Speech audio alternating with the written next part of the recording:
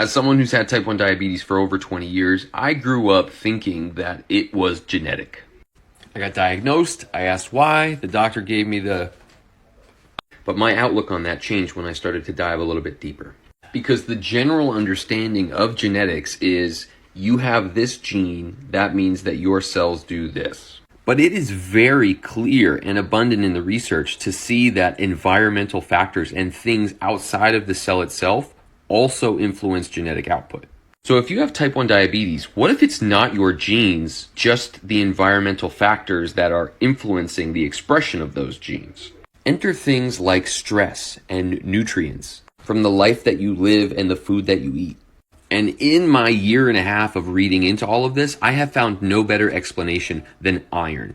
Now, a lot of people don't actually know how truly toxic iron can be if it is not being utilized correctly.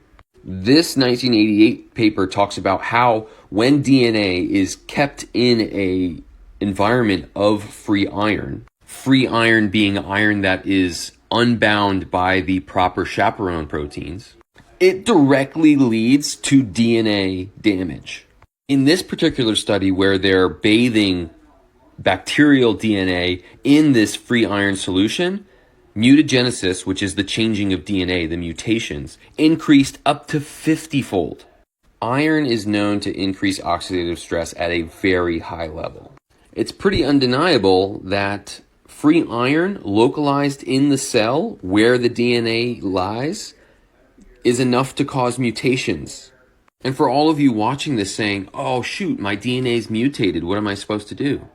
Your cell has the ability to repair DNA. So imagine for a moment that our bodies have accumulated such an imbalance of nutrients, vitamins, minerals, toxins, and pro-oxidants that our body has fallen into a state of disrepair and doesn't have the raw materials to rebuild it.